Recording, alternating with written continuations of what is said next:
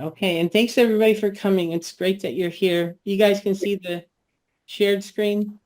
Yeah. Yes. Okay, awesome. All right. So this is a intro to deprescribing. And I've been teaching this the past year at Gold Care. So now this is like the first time going on the own. So I'm just going for intro and for people that aren't aware with it and the ideas behind it. And I'm going to mute. Just going to mute you guys, but not forever. You know what I mean? Just for a little while. Okay, so intro to deprescribing. Again, thanks for coming. And so the art of medicine consists of amusing the patient while nature cures the disease. This was said by Voltaire, who was around in like the 1700s. So it's been like that for quite a while, actually. So again, the body has everything it needs to heal itself. So today, this is the agenda that I'm going to talk about. I'm going to talk about why deprescribe. Why would we do it? The vision of deprescribing, like what is the overall goal of all this? The approach to deprescribing, and then I'm going to talk a little bit about me and how I got to this point where I'm here feeling confident to teach deprescribing. I'm going to go over the Western medicine versus holistic health. And then we're going to talk about the direct-to-consumer advertising. And those are the commercials that you see on TV all day. If you're here in the U.S., not everywhere, right? They're here every day, 24/7. The vicious cycle of healthcare, how everything revolves around drugs. We're going to talk about that a little bit. And then what is true health? If we're not doing the right thing, what is true health all about? And healthcare, the power struggle. How did we get to the point where drugs are the norm? Is there a lot of people sitting in a room and they decided that this is the best way?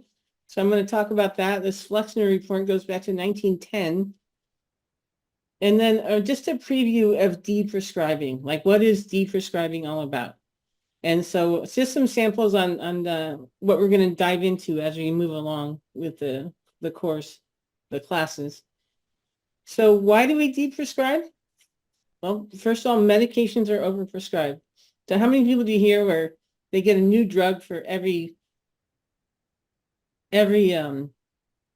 complaint or side effect, and they have another one? So people are on a lot of them. And also all drugs have side effects. And so every time you're on a drug, then it can create a new problem within you. So hopefully it doesn't overwhelm. Then there's polypharmacy. Now, especially in older patients, a lot of times the doctors are just prescribing, they're on 8 medications. There's no studies on how they interact. I mean, they don't study, the drug companies will study one drug to see if it's safe, but nobody's checking to see if 8 medications can be taken together, how it affects the body. Again, the direct-to-consumer advertising. So we see that here in the U.S., we see it all the time. So people think it's the norm, like it gets in the subconscious mind. And people, you forget there's other ways, right? I mean, they make it look glamorous, they make it look fun, and they also, since insurance covers, it makes it affordable. But these meds have to be in a laboratory. They have to, oh, okay. You're on mute again, Bernie, if you want to say something. You have to unmute. Let me just say this. This is an example of the fear, because the woman called me and said, I don't want to take chemotherapy, all the things that can happen. And, you know, there's no God, it's all mechanical, blah, blah, blah. I said, draw a picture for me of you getting your chemotherapy. Okay. And it turned out in this case, beautiful. She was embraced in God's hands, a gold background. Oh. The color of the chemotherapy was not, black or red or purple. You die of it. Spiritual. It was a lovely color. There was support under her feet. I said, don't be worried. You'll be fine. That picture is beautiful. And then there are other people who draw the opposite. It's the devil giving the poison It's chemotherapy. And yeah, they're going to have side effects. You're even right, if though. they I were just love given an aspirin. I love that part of health is the way you feel about medicine is going to help determine whether it's going to work with you or not. So thank you for that. But I'll keep going, and I can't wait till you do your talk. But hold on, let me just keep rolling here. Okay, so again, meds have to be made in a laboratory to get the patent and huge profit. So the ones we see on the commercials aren't necessarily what's best for us, right? I mean, the natural one might be good. The natural one might be better for our health and our bodies, but you're not going to see it on TV unless they alter it in the laboratory. So it's not, they're not doing it for our good, they're doing it for their good. And there are better ways. So we get in this fix that we need all these drugs, and that's all that's apparent, but there are many different ways and approaches to healing.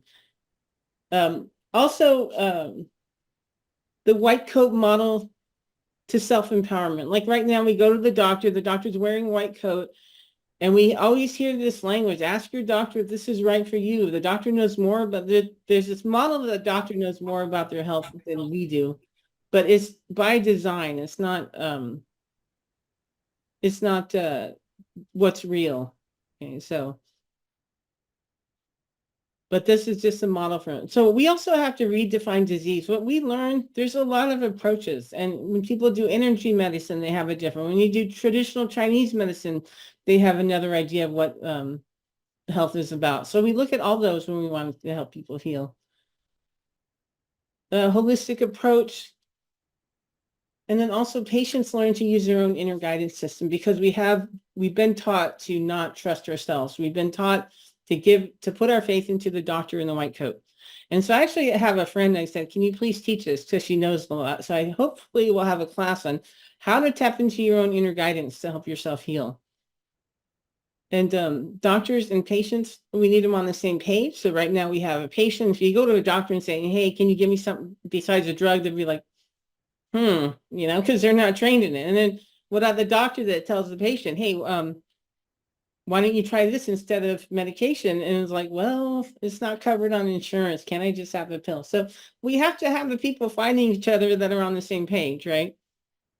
And then what really is incurable? Wait, hold on, Bernie, let me get through some and then I'll do questions and talking, okay? Because I'll never get done. So hold on. Thank you so much. So I'm so glad you're here. Okay. So what really is incurable? So a lot of times we hear something is incurable, and, there's no class in medical school that says, this is, what's possible in the world. There's nothing. They learned Western medicine. If Western medicine doesn't treat it, then they'll tell the patient it's incurable. Okay, so, and that's just not true. That's a lie. And once you believe it, which Bernie will tell us, once you believe it, then you start dying, right? If you don't believe it, those are the ones that are able to heal. And we have to understand the different approaches and be open to them and embrace them. And because nobody has all the answers, and a lot of people have stuff to share and give, but nobody has all the answers to health. So again, I love learning about the different holistic approaches, the different perspectives, body, mind, and spirit. So we're going to review all that stuff. And we also have to question everything. Who exactly are the authorities on health? Is it your doctor and pharmacist? I mean, usually it's not. I gotta mute here. Are doctors and pharmacists the authority? No. How about the 3-letter agencies, like the World Health Organization, American Diabetes Association, Centers for Disease Control, Food and Drug? These are all like the same people. If you go look up diabetes and all these, you're going to get the same answer. You're going to think you're going to a lot of different things. But yes, Deborah, we are the authority in our bodies. Yes, and that is a paradigm shift that we're working to create here, because if you're here, a lot of people already know that, but that's what we're working on. So yeah, these guys they all have the same opinion. So when you do your research and you go to here and you go to here and you're thinking, okay, I'm going to find all these opinions, they're all the same person. They're giving you the same advice. So we need a different approach to healing. When we do the deprescribing, we're going to talk about all these things, the thoughts, emotion, nutrition, detoxification, lifestyle, holistic and energy healing, alternative options, and functional medicine. Everything's part of it. Everything's we're open. We want to hear about, we want to learn about, see where they can help. And I think part of our Western medicine is it's a profit system. So whoever comes across you, you want to help them what you can, but we need to learn what everybody does and be that person that says, wow, this is available. This can help you. And also, the different cultures have a lot. These Ayurvedic medicine is a traditional medicine system in India. It's been there, I think, 3,000 to 5,000 years. Traditional Chinese medicine, same thing, 3,000 to 5,000 years. They have the acupuncture. They also have herbs, different things. Homeopathy, naturopathy, shamanism is indigenous sort of healing. So all these we'll look at and share. There's also the 7 planes of existence, which I won't go into today. It's a little heavy, but definitely it talks about the healing from the minerals in the earth. And then the second level is the plants. And the third is movement. And it goes all the way up to energy and instant healing. So if people are always saying energy healing is where it's at, but you still need minerals in your body. You still need the plants. You still need movement. So all these need to be addressed, and we need to address on different levels. And emotions are also a big one. So we need to create a new awareness with what's possible in health and healing, because people have been lied to that they have these incurable diseases. Want to build a community, know who can help with what, and share resources. They said there's room and there's stuff for everybody here to learn and grow and heal. And we default to wellness. We don't accept long-term incurable diseases. Okay, when you combine everything, when you can use the power of the mind and use your inner guidance, you can find wellness. You can heal. And so we want to give the gift of hope and healing. So these are the big ideas behind it that I kind of put together. So you can see the thought process. So this next part is, what are the steps, the approach to deprescribing? This is a very simplified version. The first one is to scare people away from pharmaceutical drugs. And so that's actually not that hard. You're either going to show them that it keeps you off balance for the long term, which I'm going to dive into a little bit. And also, they all have dangerous side effects. And so the chronic diseases, we're going to talk about this. So people are comfortable. They take them because they're the norm and they don't know there's anything else. But if they knew how bad, like when people are taking acid reflux meds for a long time, and then if you have to heal your gut, maybe chew your food a little bit, but they're also you need your acid, they're taking something away. So people are comfortable, and once they understand that they're dangerous, then they could start really kind of being a little more inspired to take action. This part 2 is to show there's better ways to heal. So this is, again, the super simplified version of what we do in the deprescribing. And just a little bit about me and how I got here to help people heal. This is me. I was really excited to be a pharmacist, and adventurous and enthusiastic. And you can see pharmacy school's on the top of the hill. But if you look closely, you see after pharmacy school, it got a little dark there on the right. This is the picture I got drawn from my book, Off Balance. And so that's kind of how it went after I really understood it. I was really disappointed and had to dig myself out. But, I grew up in a household where my father was a medical doctor and a surgeon, and my mother a surgical technologist. She did the instruments and surgery. And in our household, we had a cabinet full of medication. So when someone was sick, my mother and my father would go to the cabinet, and there's always something there to make us feel better.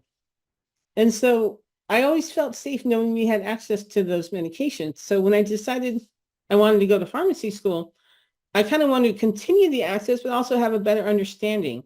But when I was there, I had some epiphanies that there's something very wrong. And this is actually after pharmacy school, maybe about 5 years out. And I was hearing about cleansing. They're very trendy. And I wanted to kind of do a cleanse just to, do it, but I didn't know anything about it. We knew nothing about cleansing. So I asked a friend of mine to get me a cleanse. He brought me over a couple of books and a cleansing kit, and I started reading it. I was just planning to skim it, get what I needed, but instead it was fascinating, and it had things I never heard before. It said 95% of diseases are caused by what you eat. And I'm like, well, wait, that can't be true. Here I am. I have a doctor title in the healthcare profession.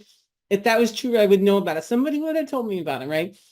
So at that point, I went and I grabbed my therapeutics book, and it's 1,600 pages. It has all the disease states and the health conditions and the treatments. And I started looking at some common disease states. And so I looked at gastroesophageal reflux disease, and it said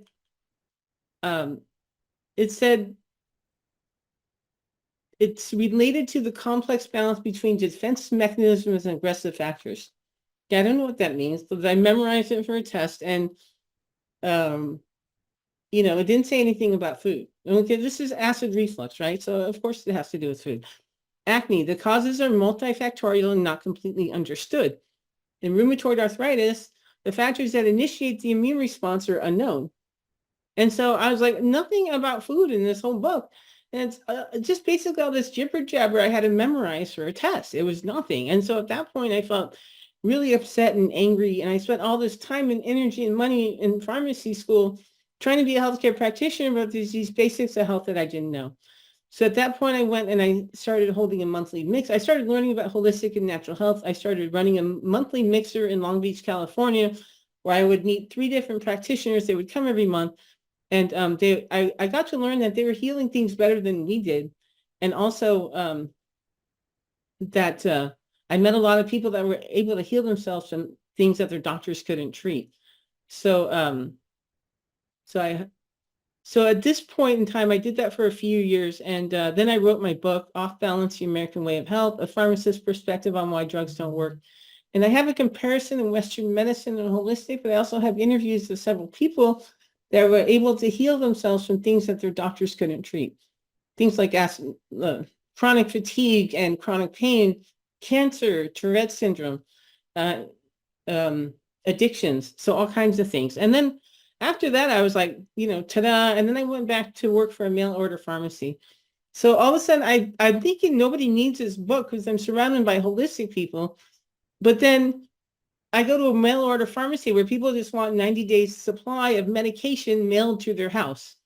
And that's it. And all of a sudden I went from a place where people didn't really need it to people could care less about it, right?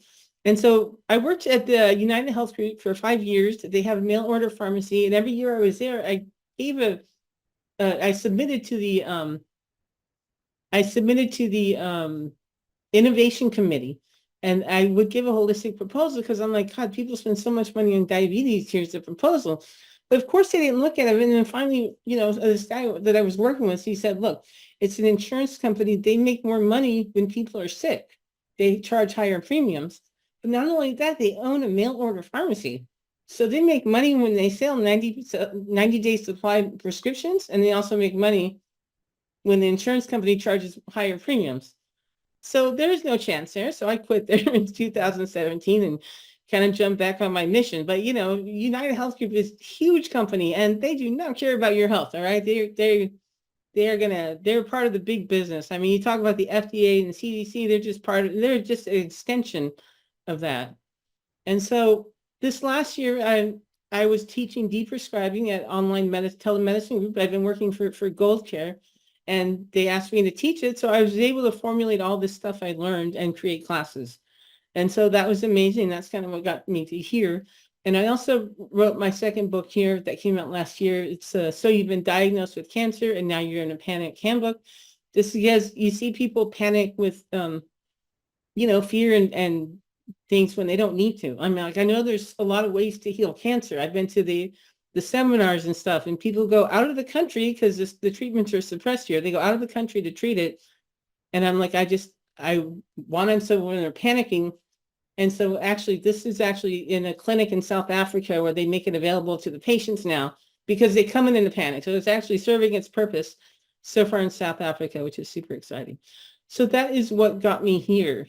And so I'll talk a little bit more, then I'll take a break for questions. But when I say drugs don't work, people say, what do you mean drugs don't work?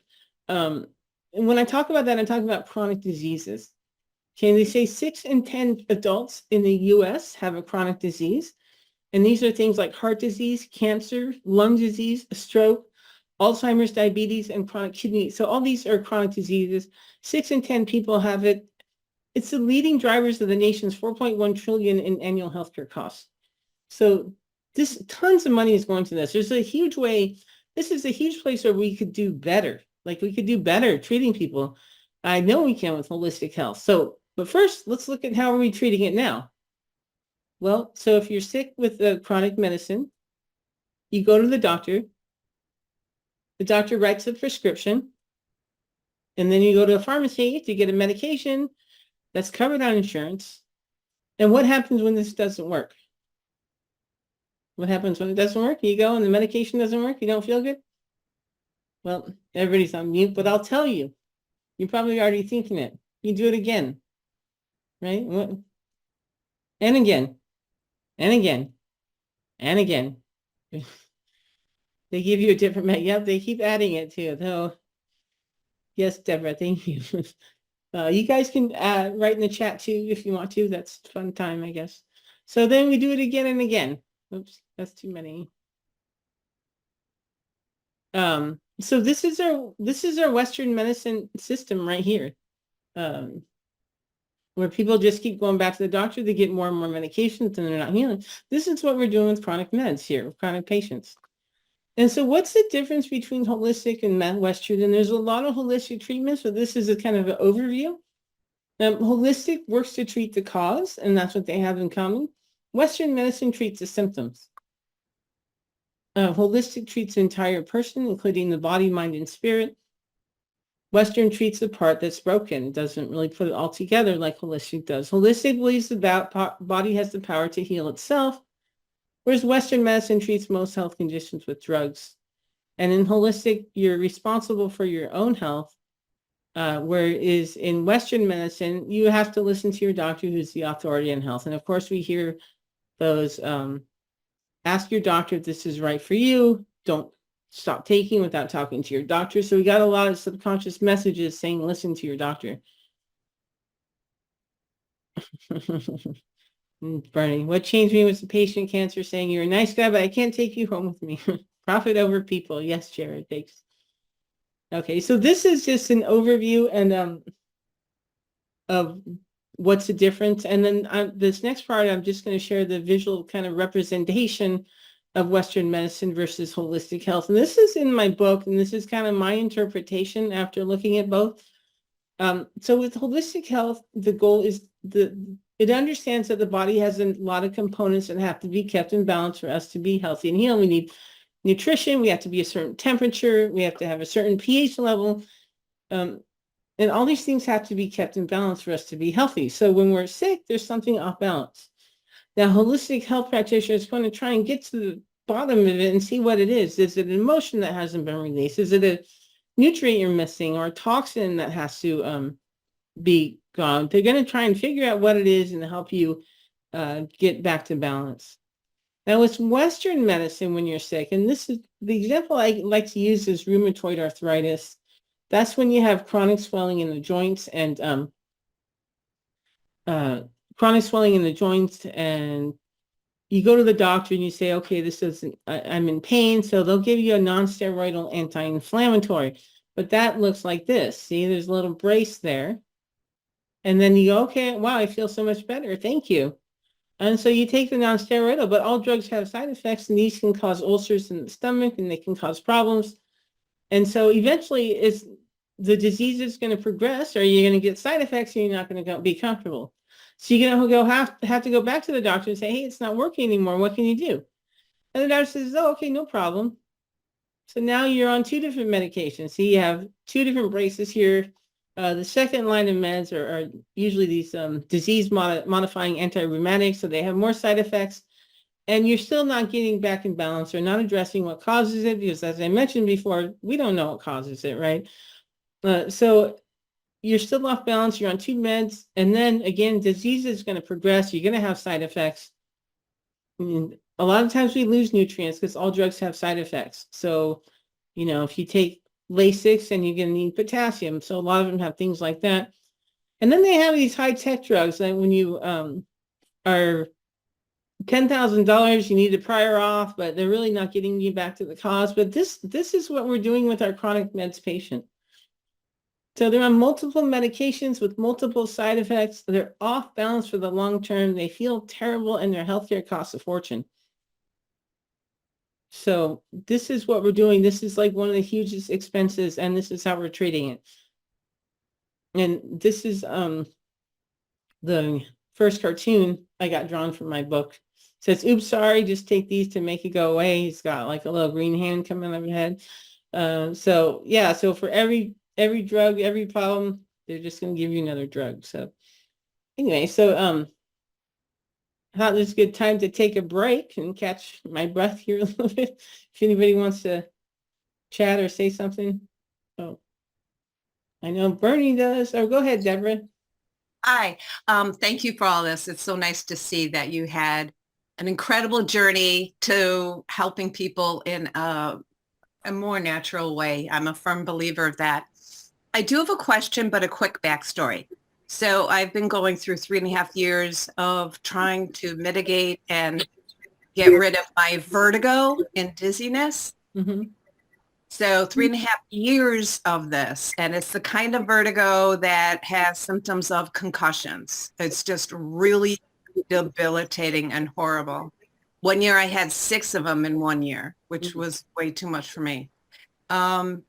So I did my research and I went to a lot of doctors. My primary, I'm lucky I have a good primary because she's open to what I will take and will not take. And the neurologist determined it was vestibular migraine, which I don't think it is. And after a couple of years, my primary didn't think so either. She prescribed a medicine I can take every day. I said, no, thank you. Then she prescribed medicine that I could take when the vertigo starts. I took it once or twice because it was really bad, but I did not take it every time. If I could control it and get rid of it somehow, naturally, I did that. But there was one time where it was just like repeating the vertigo and the medicine didn't work. I looked it up. First thing it said that it does is that it blocks the blood flow to the brain. I'm like, what? Yeah. Why would you want to block the blood flow to your brain? I'll tell you with vertigo, they have no idea. Like you really have to go holistic for that because, they'll give you antimethlazine, right? And that's about Well, it. I don't take that because I did my research. It's not good for your brain. Yeah, so you'd have to really dig in and do something else. And that's kind of a deep dive, but it was 3.5 years. I stopped at 50 different reasons you can get vertigo. So there's over 50 different reasons. I will do a class on that. So thank you. That was on my list to do. Oh, good. Oh, I'd love to hear about that because I'm finding out more and more people do have vertigo. Some of it is along COVID. Yeah. Which mine could be. Right. My question is when I talk to someone and said, because they keep saying, can't you just take a pill for that? Right. Those are our customers, right? Right. Yes. So I said, well, you can, but it, blocks the blood flow to the brain. And this is my question. Their reaction was, well, why would they even allow that? And what do you say to someone short and sweet, it's all about dollars, or, without insulting anyone. Yeah, well, thank you. Yeah, and that's why we're doing this, because people all have these crazy stories of suffering much longer than they need to. So thank you for sharing that. And if you think of any way that, or anybody, how you can respond, tactfully when they say, why would they allow that? You mean allow people to suffer? Yeah, no, because they don't, like most of the doctors, even with good intentions, they don't know anymore. So, but yeah. So thank you. I know Bernie has something to say. Yeah, most doctors haven't experienced the disease, so they don't know what you're going to take. These items have adverse reactions. But remember, the opposite can happen too. Okay. A patient of mine was told he had a couple of years to live, and he didn't want chemotherapy. He's going to Colorado to die in the mountains. It's so beautiful there. I tell your family to call me when you die. I will come to the funeral. I feel very close to you. A couple couple of years go by, and I realized I haven't had a phone call. And I think I'm very upset that his family didn't think anything of me to invite me. So I call up, and who answers the phone? My patient. He said, it was so beautiful here, I forgot to die. And one of the more illnesses, heart attacks, everything on Monday. So you have to realize how powerful your feelings are about Monday. I hate my job. I don't want to go to work. I'll have a heart attack, and then I can stay home. And the same can be true of the doctor and their treatment, that if you see it in such a negative way, then you're asking trouble. And that's why I get people to draw pictures. I don't know if I mentioned this, at outpatient at Yale, a child, the front page said, you will meet someone called an anesthesiologist. He's dressed in an outfit that looks like green pajamas. You know, that was to cover all the unclean parts of him. And the girl drew it in red. And it says he's in green.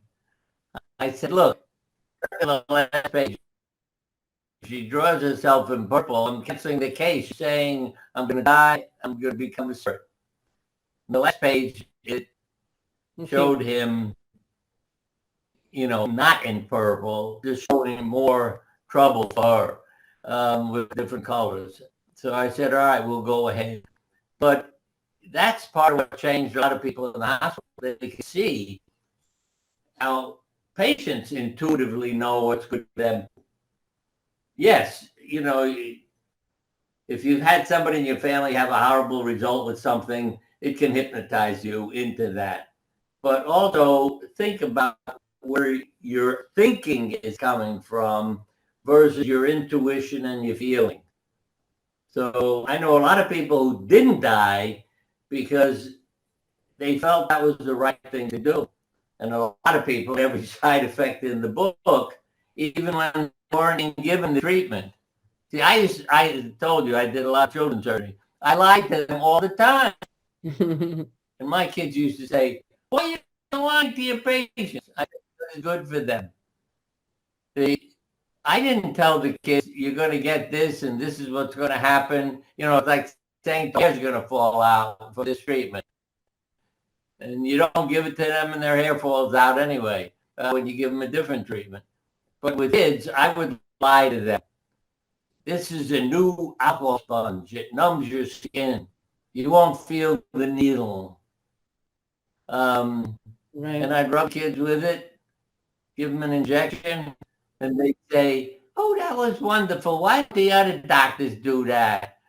So your mind is incredibly powerful. And I made use of it with the patients who were willing to cooperate. Thank you. By that, I mean they would draw a picture, they would do, you know, visualization, so that they change their attitude about something. And we have to remember that. Our mind has a powerful control over our body. So when you're getting poisoned, you're damn right. You'll have every side effect and white count will go down and everything else. But when you're getting a gift, yeah, one woman drew to keep therapy coming from God. God was like an IV pole. Bernie, you're breaking up a little bit. Into the yeah, your sound got a little bad for whatever reason, but anyway. But all right. Thank you though. I actually it would be my equipment, but yeah, it's not good at all. It keeps chopping in and out. But thank you. I want you to know that in the cancer book I talk about purpose. Yeah. Okay. Let me see if anyone else has something to ask or talk about. Anyone else want to jump in, or otherwise we'll keep going?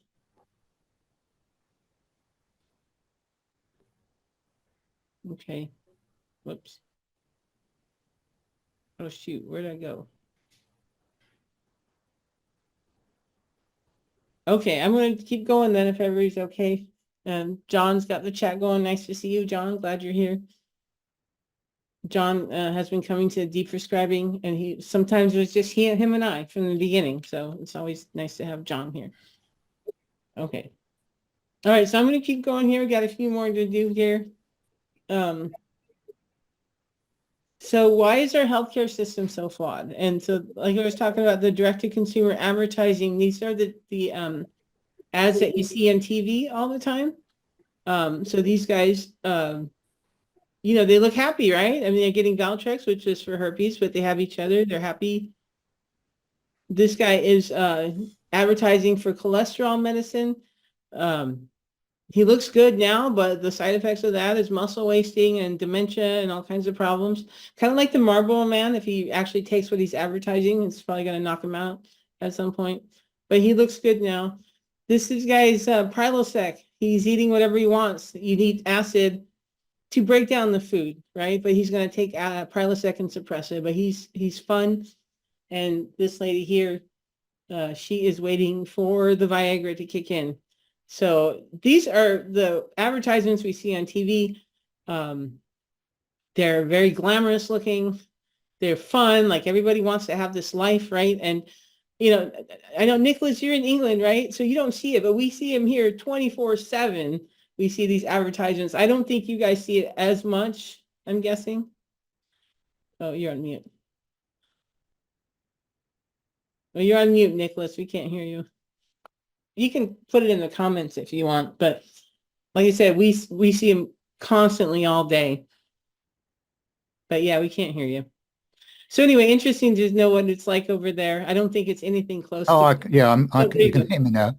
In England, no, I mean, we don't watch television nowadays anyway, mainstream, so we just don't watch it. But in the days when I used to watch it, were very few medical adverts over here. I must admit that, because we have the National Health Service, which you probably know is collapsing anyway, but we still have it. So it's free at the point of entry. So, you know, if you go to your doctor, it's free. If you have a prescription, it's free. Well, at my age, it's free anyway. And when I had my operation for my heart, of course, that was all free as well. But it would have cost thousands for you, I would imagine, in America. Like sucks for you guys over there, but yeah. Yeah, well, we don't know how much longer it's going on for, so you know, we're hanging on to it. Yeah, well, good. So you don't even have the same influence. I know we've seen articles too where the food here has all these toxins and they don't allow it there. They don't allow all the food coloring and different things. Like our Fruit Loops are glow in the dark compared to. Yeah. I mean, we do have quite a lot of regulations, but we can see a lot of it's breaking down now. I mean, a lot of other sort of nefarious things are creeping in, which obviously is not good. And you know, with all this thing about this World Health Organization treaty that they're trying to impose on the world, it's not good for all of us, because they want to have total control, which will take it away from governments. Yep, we all forget that. Some petitions, like in America, where you get emails all the time asking to sign a petition against, you know, what the WHO wants to do. Oh, well, we've got that as well. Yes, I just signed another one today. And it's happening in May, right? Isn't that their final? Yeah, they've started discussions this week behind closed doors. Okay. So, you know, the press aren't allowed in. You just don't know what's going on. It's very dodgy. Yeah. Okay. Well, thank you. Thank you guys for jumping in. Okay. I'll keep moving on here. I appreciate it. Nice to have your insight. Okay. So this is a direct-to-consumer advertising. Only legal in 2 countries in the world, the United States and New Zealand. So that we're the only ones saturated by it. They spent $6.88 billion in direct-to-consumer advertising in 2021. That's in 1 year. Pfizer spent $12 billion on sales and marketing, and they only spend $9 billion on research and development. So they spend more to sell it than they do to study it. And for every dollar that they spend, they earn $2 to $4 in profit. So it's just like a money cow, right? Like once you get it passed, and it's just like a game. They just throw it out there. They get the advertisements going, the money rolls in. It's just like a winning in Vegas every time, right? Once you get it out. So it's that bad. I mean, they really do it. So from all this, we have this vicious cycle of drugs, right? We have patients and you go to a medical doctor and expect a drug. I actually did that a long time ago before pharmacy school, and I was sick with a really bad cough, and he wouldn't give me an antibiotic. And I was like, man, I'm so glad now after I let my body heal and it was stronger for it. But, you know, still tons of times you go to the doctor, you come out empty-handed, you're like, why did I waste my time? Doctors are primarily trained in drugs as a treatment for most health conditions and diseases. So even if like a doctor wants to give a patient something, then they'll be like, well, I need something covered on insurance. So, and there's only a small, like, we're still, I think, the minority, at least in the US, where patients go and, you know, you don't want a drug, right? And insurance companies pay primarily for drugs. So what do? That endorses them. That shows them that is kind of saying, well, we approve of this, and it's like an endorsement, really. So this whole world revolves around drugs. And so we have to break the system. We have to break the cycle, and we have to get away from the insurance companies, and the patients have to not expect it, and the doctors have to learn different things. Like, we really have to get re-educated as Western medicine trained people and learn what else is out there, which is really a drag because our school is expensive, right? So now you have to go learn more things. So, and so this is where we got hijacked. Now, this is a little bit of the history. Like, when did Western medicine become the boss of the world? And this goes back to 1910, this Flexner report. So this is in the early 1900s. You have a patient here, and there's all these options, and they're all equal ground here. You can go to the doctor, you can go to Chinese medicine, herbalists, they're all available. So they weren't the standard back then. So there's a lot of choices. Acupuncture, herbalist, naturopathic, homeopathy, among others, were all normal. So in 1910, this Flexner report came out that the American Medical Association hired Abraham Flexner to visit all the medical schools to review and rank an effort to standardize medicine. So when they say standardize, this is the report that created the standard of medicine that we have today. And so it was guidance for medical schools that did not include classes for nutrition, naturopathy, herbalism, or homeopathy. And if they didn't comply, they lose funding. So because of that, a lot of them had to close. So they said they were to standardize medicine, but the ulterior motive was to promote anything, the medical doctor's profession, and to discredit anything else, any treatments that weren't pharmaceutically based. So here we have patient and doctor, and now after the Flexner report, everybody else is, you know, not that relevant, right? Flexner report, medicals became the standard of care. This continues today as patients depend on medical doctors for all their healthcare needs. And these guys have become alternative, inferior, less desirable, even referred to as quacks, right? So just kind of like not the mainstream and not trusted and blah, blah, blah. So here's the patient before, and then they went to this with the Flexner report. Okay, so they had choices. Now it's just them and the doctor, and everybody else is, you know, junkie or whatever. Then in the 1930s, penicillin came out, and it was saving lives. Like, people before penicillin would die from an infection. So you would have soldiers have a wound, and they just, if the infection took over their bodies, they would die. And so this came out, and it was a miracle, and it saved lives in all kinds of different diseases.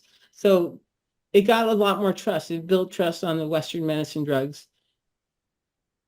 But then what happened after that is the pharmaceutical companies started weighing in even more. So the pharmaceutical companies started influencing the doctor's education and actually bribing them with trips and things to prescribe a certain drug. So now doctors' companies bribe gifts and free lunches to nice vacations. And so they're actually have a lot of influence. They're not really getting that true health treatment anymore. If you want to read about this is a book I read, and it just, you see how far it goes.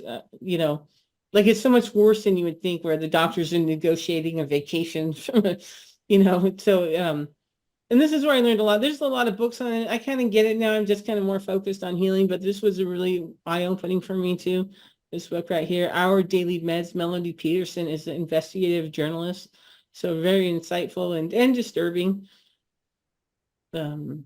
Journalists who showed the power and control of the pharmaceutical companies. They sway doctors by giving them resort vacation, gourmet meals, and a fistful of cash. They advertise prescription drugs at NASCAR races, on subways, and even churches. And so then in the 1980s, 1990s, insurance companies gained power, right? So now, like, everybody knows, like, if you want a drug, the doctor's not the boss, right? If insurance doesn't pay for it, then it's not affordable unless you're rich. So now you have these two people influencing the doctors and patients over here, and nobody cares about these guys, right? Doctors are no longer decision makers. Medications have to be covered by insurance to be affordable to the patient. And then, when I first made this, I didn't have this next slide, but then there's this guy, right? The government. And if you're aware of what happened during COVID, then you know what happened, that they suppressed cures that worked. They suppressed hydroxychloroquine, ivermectin, the inexpensive cures that actually worked. So all these things are influencing, there he is. So now we have doctors and patients. So before, the patients were on the top, right? Doctors are educated by pharmaceutical companies and make decisions based on insurance formularies plus the government interference. So now you have a doctor trying to do their best, but they have all these distractions, basically, corruption. Meanwhile, patients depend on doctors for all their healthcare needs.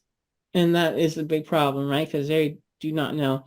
Patients receive a new medication for every ailment. So we went from here to here. And you can see patients are the most important here. Here, they're just like a side effect of a big system, you know? And if you go to the doctor now, that's probably how you feel. It's like all the red tape you had to go through and stuff. So we need to go back to, yeah, we need to, oh, okay. So doctors have evolved from one choice of many to the standard one to being in the middle of a power struggle with the insurance companies and pharmaceutical. And so, oh, okay. This is what we're aiming for. And we want to be open to holistic and healthcare alternatives. Okay, so that was the history. Have you guys seen it? Okay. Oh, you're on mute, Bernie. Let me get you back up here. You have to unmute, Bernie. I have one more section. You have to unmute. You're on mute. I have one more section for this, but go ahead. This is a quickie that I've written to many medical schools. What I said to them was, when a student fills out an application, tell them to draw themselves working as a doctor and mail it in with an application. And then you see who has no patience in the pictures. And you would begin to realize how important it is to let them know they're taking care of people, not a bunch of diseases. But the medical schools are where the problem starts. Yeah. And if we would make the medical students focus on the people they are taking care of, not disease that they are treating, but the people who in a sense are bringing the disease, then the whole of medicine would be reoriented. But I have yet to get a medical school respond to what I asked them to do.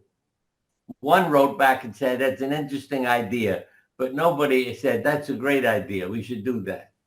Yeah, you're going to have to get a new age school for that or something, you know, but yeah.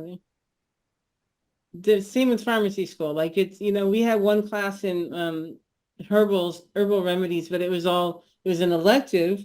And every time they said something, it was like, it's not FDA. They discredited it as they taught it. It's not FDA approved. Now I know that doesn't really matter so much. You know, I have the test of time, but anyway. But yes, I agree that we need a new medical school. So, well, what we should do is make every doctor, pharmacist, and nurse get sick. That'll change everything. Now you just went from new age to kind of the dark age, but okay. Go ahead, Jerry. Bernie, if you could contact the medical schools with that suggestion. One more thing. I say to people, what are you experiencing? Wait, not what you diagnose, but what are you experiencing? Hold on, Jerry. And everything they answer relates to their life. Hold on All one right, go second, ahead. Bernie. Hold on one second. Go ahead, Jerry. I was going to say, if you could approach the medical schools with the same concept, but also funding alternatives, they might listen. Yeah, see, there's no big money in healing. You don't see people running down the beach after they had acupuncture, you know? It's only the big money stuff. So, yeah. Go ahead, Deborah. You want to chat?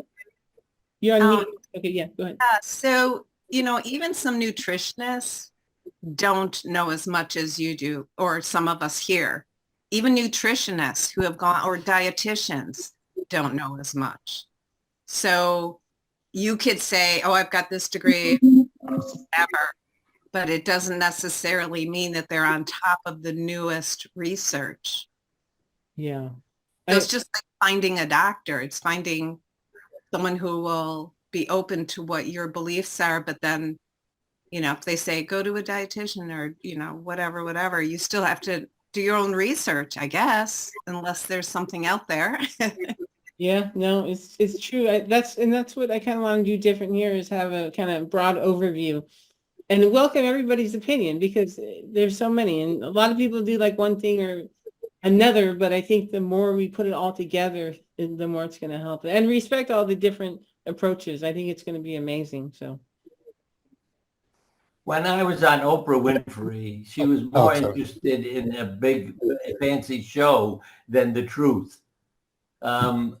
She had like 6 doctors there to criticize me and put me in the audience. What I was fascinated by when I was on Phil Donahue, he put 3 cancer patients of mine on the stage, me in the audience. And I said to him, you know what I'm talking about. Yeah, the patients are the teachers, not the, rigid-minded doctors who don't believe their patients. Yep, we're with you, Bernie, and we appreciate your work that you've done. Go ahead, Nicholas. Yeah, I don't know if you have something similar where you are, but in England, there's a lady called Catherine McBean, and she started a couple of years ago, a thing called the People's Health Alliance. And basically what that is, it's bringing together alternative therapies, acupuncturists, naturopaths and Reiki masters and so forth. And we have hubs all over the country, and indeed actually in other countries as well. And we actually have one locally here. I'm in the east of England, and we co-chair that. I do all the design work for it as well. But the difficulty is it's lack of money. People want to have these alternative therapies, but they've got so used psychologically to having the National Health Service, which is free by and large, that they're reluctant to spend money on having acupuncture or something similar, which would have a much more beneficial effect. But we have various events, and we've got one coming up, next month, where we can attract people in to come and have taster sessions, free taster sessions and so forth. And, it builds very slowly, but it is difficult because people have got this psychological block about spending money on their own health. It's very different psychology in England. Definitely. No, it's everywhere. And that's something I've seen over the years.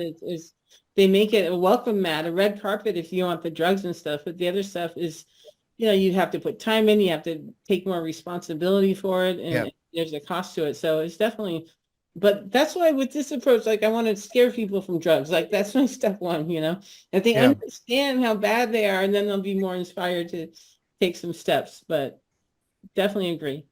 Yeah. It's, what's built into us. I got to tell you some of the crazy things I've done. Anesthesiologist said, Dr. Siegel, his heart had stopped. I was operating on a patient. He said, I can't get it going. I'm going to call the morgue. And I saw this sort of cloud, spirit rise up above the patient's body. So I yelled, Jimmy, it's not your time yet. Come on back. And what happened? His heart starts beating again, and he recovered completely. Get back here. And the anesthesiologist said, I like working with you.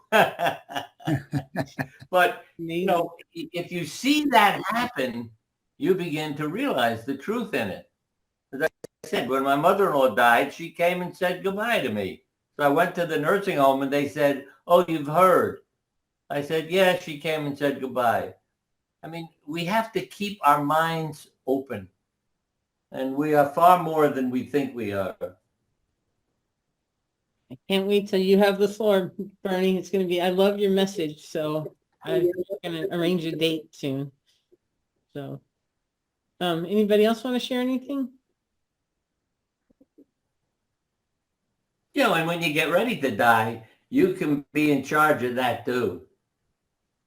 My father said to my mother, I need to get out of here. Message on He that. picked time to die, and we had a big party, and he died.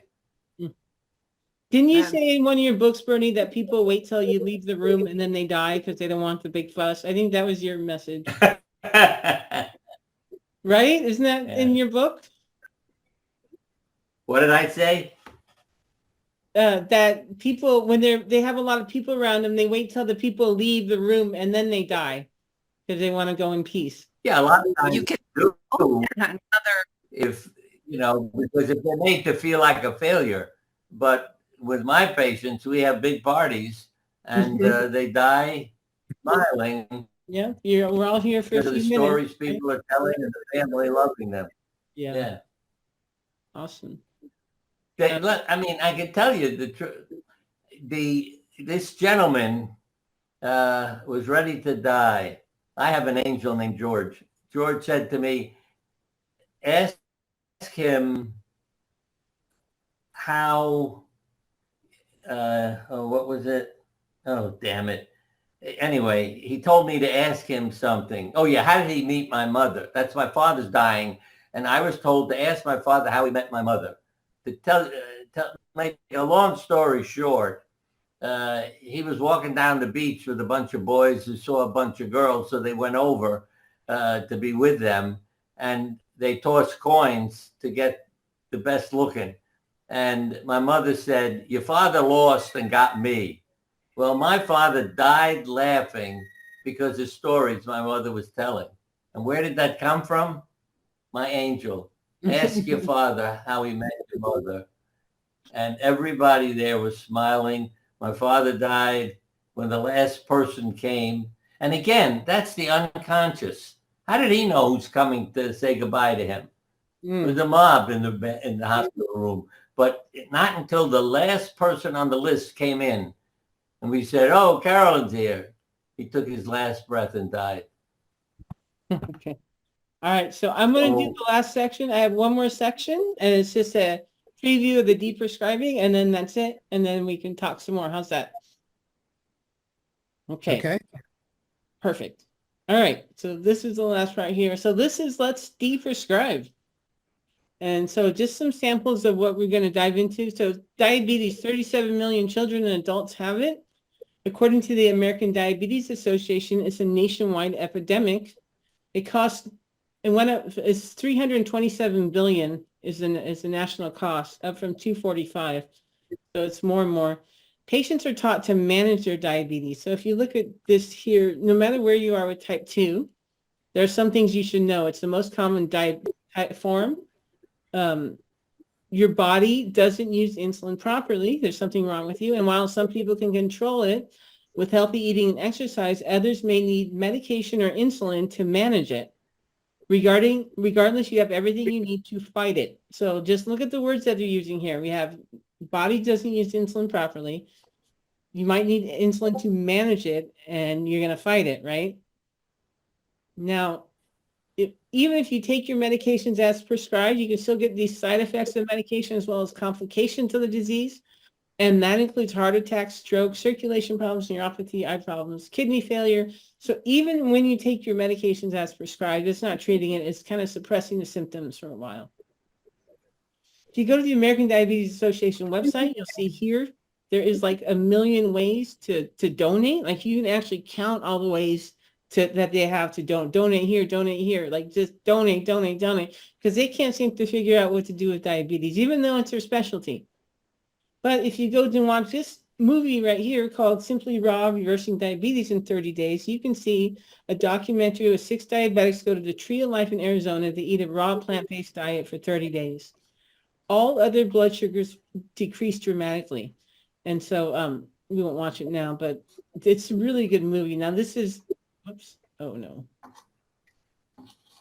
Actually. While you're quiet for a minute, if Harvard students were asked, did your parents love you? And then they were looked up in middle age.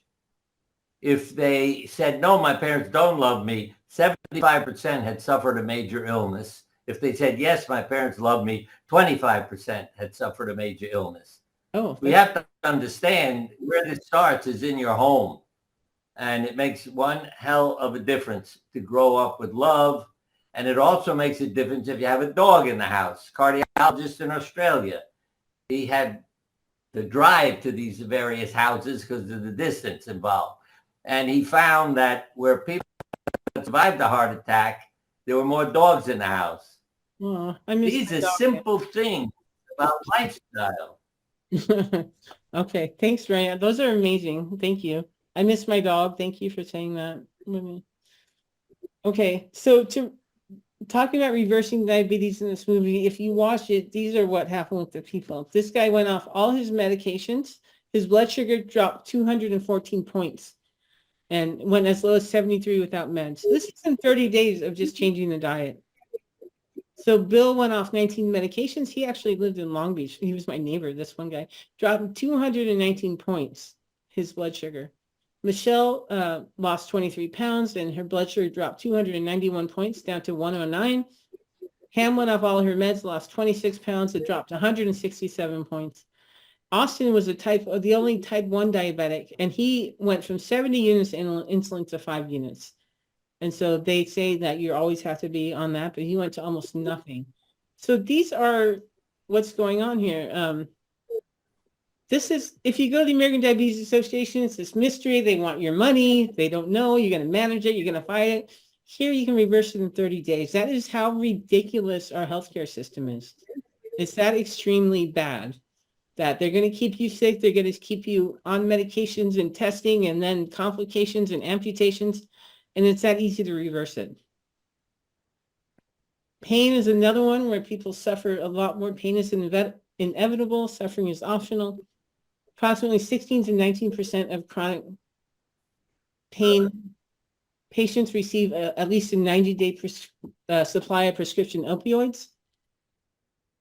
And so 70,000 people died from overdose. I know we've all heard about the addiction and abuse. But there's a lot of ways to get out of pain. So a lot of misuse of it, a lot of ways to get out of pain. And the power of the mind, natural products, grounding is a way to reduce inflammation. Acupuncture. In my book, I think there was at least 3 people in pain. One got out of 20 years of pain with muscle releasing. Another one, Peter, he crawled into the acupuncture office and was able to walk out the door. I mean, people are just suffering when they don't need to. And then, of course, you get on this cycle of the addiction and abuse. It's downhill, permanent customer. Depression. We had a question on depression, I believe. Standard treatments, fluoxetine, sertraline. These are selective serotonin reuptake inhibitors. They've been increased by 35% over the years. More and more people. More and more people are taking them. Okay, wait. I'm Can you come on this side and grab the dog toys? Okay. Dog toys. I don't know who's talking. Okay.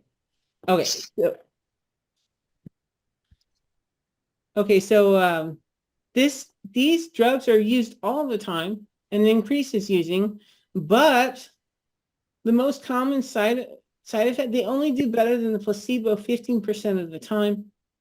And all antidepressants have a black box warning for increased thoughts and risk of suicide. So not only do they not work, but they're dangerous and they're used all the time. So here is the article. This is September 2022. Antidepressants work better than sugar pills. Only 15% of the time. Here's the black box warning. Every single one of them has increased thoughts and risk of suicide. And then if you read that one book I pointed out, they're talking about how they'll have studies, and the studies, the drug companies have to get 2 studies to go, but they're responsible for the studies. So if they have 6 of them that showed no effect or placebo did better, they don't see the light of day. They just bury them.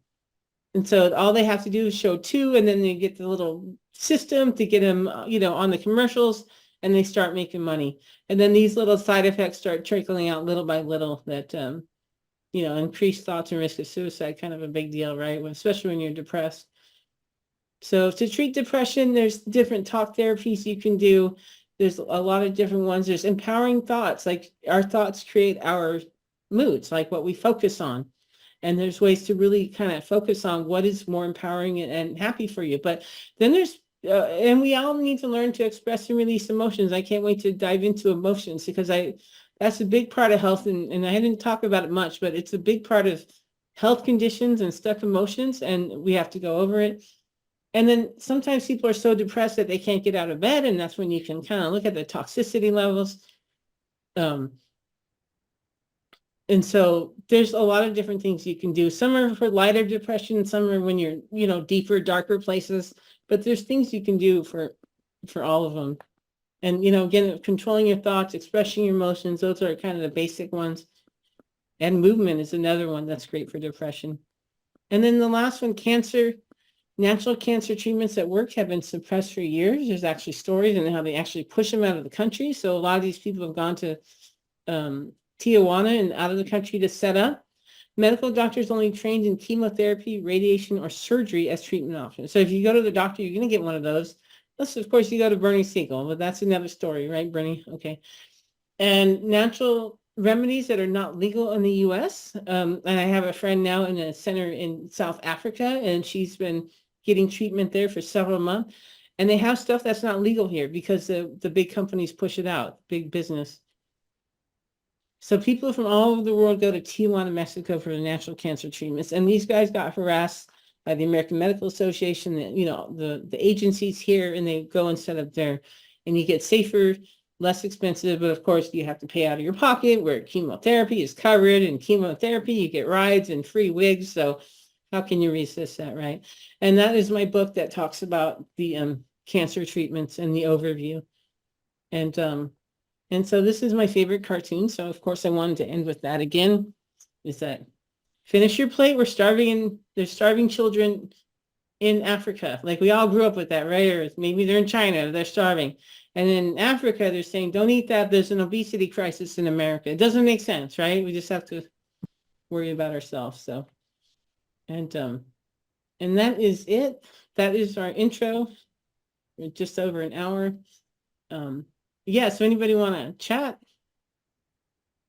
I had a question. How related are anxiety and depression? Because when I learn about foods that help one, they seem to help the other.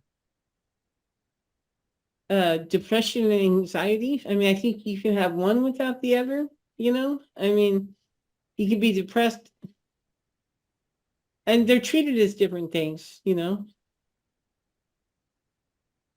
I could comment on that if you like. Okay, Dawn is a emotional freedom technique practitioner and other natural therapies that I just met. So yes, go ahead. Yeah, they're not necessarily related. You can have anxiety without depression, and you can have depression without anxiety. My experience with depression is that it's not really an emotion. It seems to generally involve underlying repressed anger, guilt, or low self-esteem. So when I deal with people that come, with depression, I focus on the underlying emotions, and once you heal those, generally the depression is gone. And it's very difficult if people have mild to moderate depression and they're on medication. It's fine. I can work with them while they're on the medication. But if they have severe depression, it's kind of tough because they have a hard time doing the work that they need to do. It's like the issue that they have sort of, causes them to not be able to do the things that would heal the issue. Mm. Right. I do have clients that have either self-described anxiety and or depression, or their children do. So that's why I'm asking. I have to add one more thing that woke me up years ago. I send out hundreds of letters to patients saying, you want to live a longer, better life, come to a meeting. I expected to be overwhelmed because our secretary didn't say, this is only for our patients. And 10 women showed up out of hundreds of people. You're getting a letter saying you want to live a longer, better life. They all had cancer, and only 10 of them showed up. That blew my mind. That's why our group was labeled exceptional cancer patients, because my wife said, oh, those are exceptional women. But it shows you what a mess we're in. You're offered a cure and you don't show up. Maybe they didn't believe it. They're too set in their beliefs. Well, that could be. But if that's true, it's how sick our society is. You know, you get a letter from a doctor saying, I didn't say I guarantee a cure. I said, do you want to live a longer, better life? Right. Come to a meeting. Are you still doing Yeah. meetings, Bernie? I think you were doing meetings on Friday every month or something. Well, no, because I'm not driving anymore. And so to get to all these meetings, like I'm doing with you, yeah, I'll sit down in front of the computer and talk to people all the time. Yes. Right. And they can mail me drawings and things that they fill out, and then we talk on the computer. So I'm still talking to people. Yeah. Awesome. But as I said, I've lived the sermon, and I'm up to 91 now, and it gets a little tiring talking for a few hours to people. Yeah. Well, we appreciate you jumping in here. Layla, will you be going into the different things you touched on today in your subsequent webinars? Like, Yeah, those are ones I already did, plus creating new ones. So yes. So a deeper dive into, let me, or one more. I'm still talking. Yeah, I'm sorry. Hold on one sec, Bernie. Hold on. So you'll be going a No, deeper. my wife had 5 children at the time, including twins, and developed multiple sclerosis. Her neurologist told her she won't see the grow up. I mean, when he was done talking, it's like she ought to go home and die now. And that was something that didn't happen. I mean, she lived for decades, died a few years ago, quietly in her sleep one night. But that's where you also see how your emotions, because it broke my heart to have her, die and find her like that. So I ended up in the hospital with an arrhythmia. Oh. But that's emotions. It changes your chemistry. So there are times where the emotions do play a role. And that could be getting cancer or sclerosis, but doctors can induce it by depressing you with news like that. Oh, that's and true. My job was to encourage people to be survivors and to learn from other survivors. And so, Deborah, I have a class on nutrition, detox, power of the mind, emotions. I'm getting one on energy healing. And we have some great guest speakers on emotions. And I feel like Don is going to be an expert as well, who just spoke up, because I know he does a lot of work on that for 20 years or so. So yes, a lot of good ones that are prepared and more in the making, and some guest speakers like Bernie. So did anybody else have any questions or want to talk? Thank you. I was curious about the pain also, because I know people who are experiencing pain and none of the medications are helping, and there's a lot of ways to get out of pain. So yeah. If you're having pain, ask yourself, what does this pain feel like? And then what else in my life fits that description? Well, You'd be amazed at how people surgeries wake up to what's causing their pain. It's not just, I have some back pain. They had surgeries, they had accidents, strokes. The doctors don't know, how to help them. So. Duncan Tooley, who I think hold on, Bernie, Holly. Duncan Tooley, who is a guest, he's in my book. He healed himself from neuropathy using hypnotherapy. And I think that's a really powerful tool for people that are in pain. So Thank you. there's a lot, you know. Oh, that's good to know.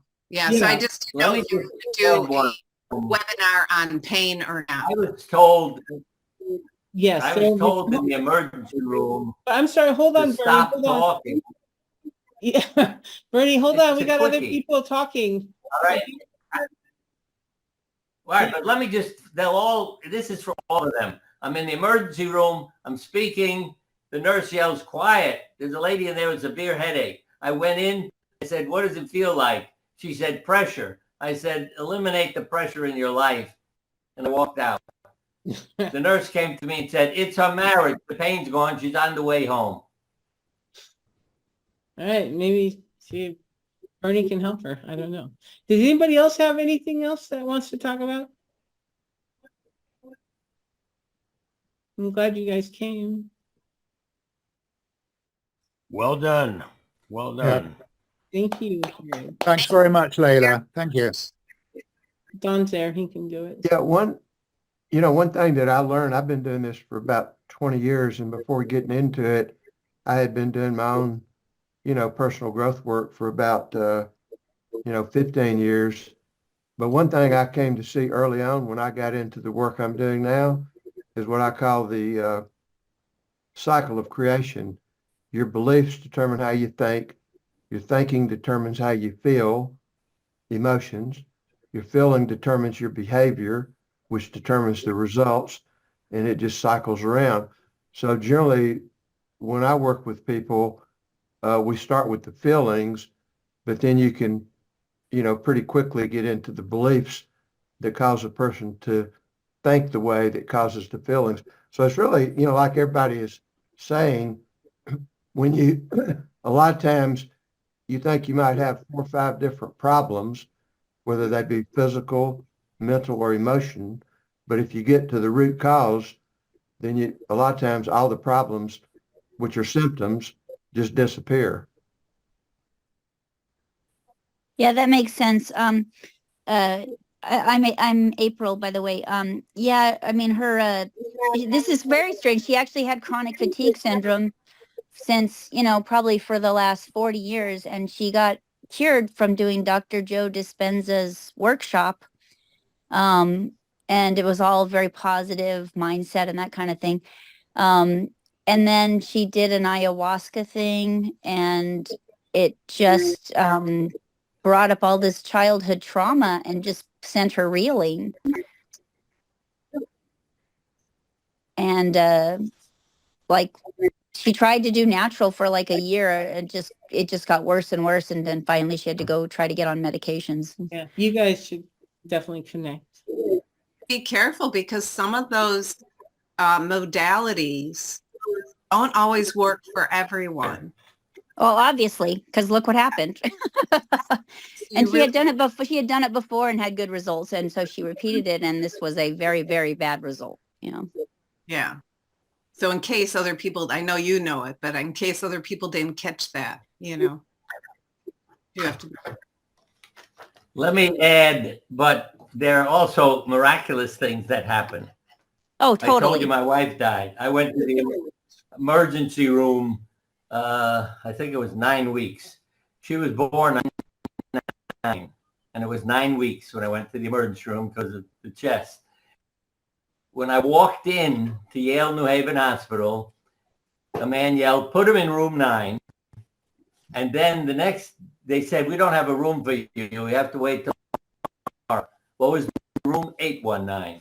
And every number on my wristband, I don't have it with me, I don't think, or I read it to you, but there was 6363 666 33. I mean, almost everything, and it's just unbelievable. I knew my wife was with me, so keep your mind open to the mystical. It is amazing the things that can happen. Thank you, Bernie. And I think that's it. And unless someone has something else, thank you guys for coming. That was really fun. Next one. I think next week I'll jump into the power of the mind, and we can talk more about that, because that's always a good one. But I appreciate you coming. Yeah, thank you very much. Thank you. That was awesome. Okay, thanks you Thank guys. you. All right. Bye-bye. Have a good one. Okay. Thank you. See you next week. Okay. Bye. Bye.